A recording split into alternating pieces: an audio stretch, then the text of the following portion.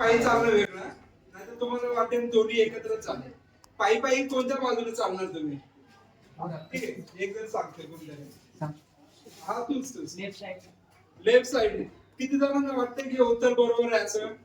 हात वरती करा. किती जणांना वाटतं उत्तर बरोबर आहे? ठीक आहे, सगळ्यांना वाटतं बरोबर आहे. बरोबर, तर हे उत्तर ठीक आहे. बस हे उत्तर 50% बरोबर आहे, 50% चूक आहे. आता रोडने चालायचं कसं? तर जर फुटपाथ असेल रोडला, फुटपाथ म्हणजे असं पायी चालण्यासाठी एक साइडनं तुम्हाला सेपरेट रोड दिला असेल तर तुम्ही डाव्या बाजूने चालणार आहात. समजले? आणि जर कोणत्याही रोडला फुटपाथ नसेल, फक्त रोड आहे, तर त्या ठिकाणी तुम्ही उजव्या बाजूने चालणं अपेक्षित आहे. असं का बरं करतो आपण? कारण समोरनं जी गाडी येणार ती तुम्हाला दिसणार आहे, कारण त्या रोडला फुटपाथ नाही ना. तुम्ही जर तिथनं चालला तर मागे येऊन गाडी तुम्हाला उडवू शकते. बरोबर की नाही? पण जर फुटपाथ असेल तर तुम्ही डाव्या बाजूने जाणार. आता समजा हा रोड आहे, ही लाईन आहे, याला फुटपाथ, हा बाजूचा फुटपाथ, याला काय म्हणणार आपण? फुटपाथ. तर इथनं तुम्ही पायी पायी चालू शकता.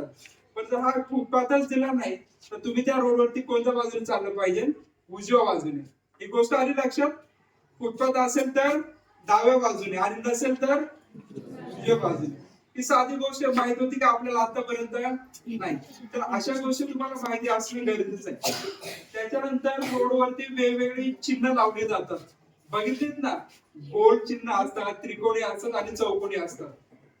तर त्या गोल चिन्हाला काहीतरी अर्थ असतो, त्रिकोणीला अर्थ असतो आणि चौकोनीला अर्थ असतो. तर गोल चिन्ह काय सांगते तुम्हाला? की त्यामध्ये जी कृती दिलेली ती तुम्हाला कंपल्सरी फॉलो करायची आहे.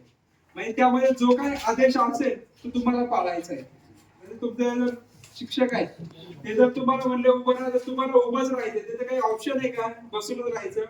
नाही. तसंच त्या बोर्ड मध्ये कोणतंही चिन्ह आलं तर ते तुम्हाला कृती पाळायची. त्रिकोण असतो, त्रिकोणामध्ये कोणती कृती असेल तर त्याचा अर्थ होतो की प्रिकॉशन घ्या, म्हणजे काळजी घ्या. जसं सिग्नल वरती 3 दिवे लागतात.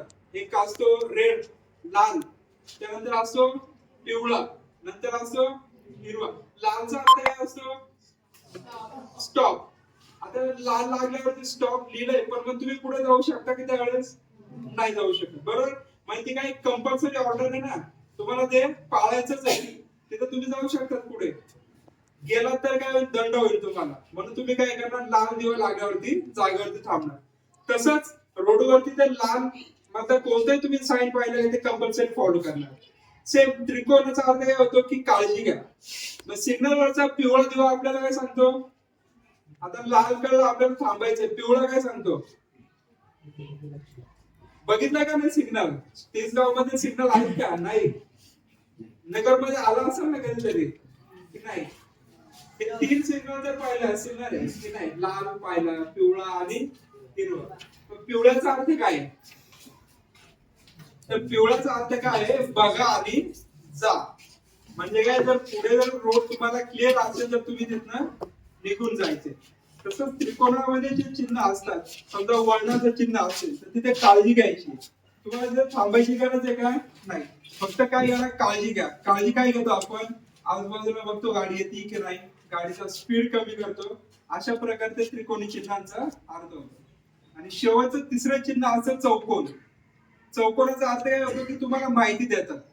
मग तुम्ही नगरमध्ये किंवा तिसगाव पातळी कुठे मोठमोठे बोर्ड बघतात बघा, चौकोनी बोर्ड असतात.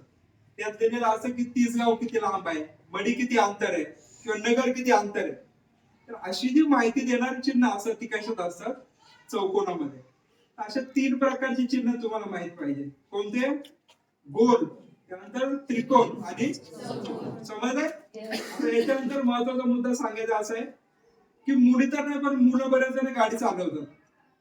गाडी चालवण्यासाठी वयोमर्यादा तुम्हाला दिलेली आहे. किती वर्ष वय झाल्यावरती गाडी चालवू शकतो आपण? 18. मतदान कधी करू शकतो? तसंच गाडी पण काय चालू शकतो? 18. तर जोपर्यंत आपलं वय तेवढं होत नाही 18 वर्ष, तोपर्यंत आपण गाडी चालवली पाहिजे का?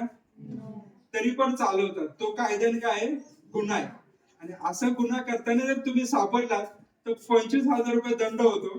त्याच्यानंतर आपले वडील जे असतात त्यांना 6 महिन्यांपर्यंत कारावास होऊ शकतो, जेलची शिक्षा होऊ शकते. आता ही कारवाई कोणी करत नाही, कारण कोणाला ते आवडत नाही की कुणाच्या वडिलांना शिक्षा व्हावी, किंवा तुमचं वय पण नाही, तुमच्यावरती ह्या लहान वयातच असं काहीतरी इमेज तुमची बनावी.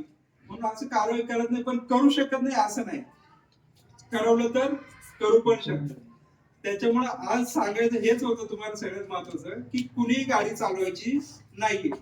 तुम्हाला त्याला अल्टरनेट ऑप्शन्स आहेत. जर शाळा जवळ असेल तर पायी पायी येऊ शकतात, पायी पायी नसेल जमत तर सायकलचा वापर करू शकतात, सायकलही वापरायची नसेल तर तिसरा ऑप्शन सरकारने असा दिलाय तुम्हाला, इलेक्ट्रिक गाड्या बनवल्यात बघा. त्या गाडीला काय जर लिमिट दिलं की ती गाडी ना 25 किलोमीटर पेक्षा जास्त पळत नाही स्पीड पेक्षा, तर अशी गाडी तुम्ही वापरू शकता. मग तुमचं वय 18च्या खाली असेल तर ह्या 3 गोष्टींचा तुम्ही वापर करा. एकतर पायी चाला, किंवा सायकल वापरा, किंवा त्या इलेक्ट्रिक गाडी घ्या, लावायचीचा स्पीड 25च्या पुढे जाणार नाही अशी गाडी वापरायला सांगा. तर इथनं पुढे आता बाहेर गेला तर हे लक्षात ठेवायचं, कदाचित शाळेत तुम्हाला सर लोक आणू देत नसतील, पण घरी गेल्यावर वापरतात एवढं आम्हाला माहिती आहे. किंवा रोडवरती जरी आम्ही बघितलं तरी बरीच लहान लहान मुलं दिसत गाड्या चालवतात. तर असं कुणीच करणार नाही. समजलंय का ही माहिती सर्व दिलेली? त्याचं पालन करणार ना सर्वजण? ठीक आहे, चलो थँक्यू.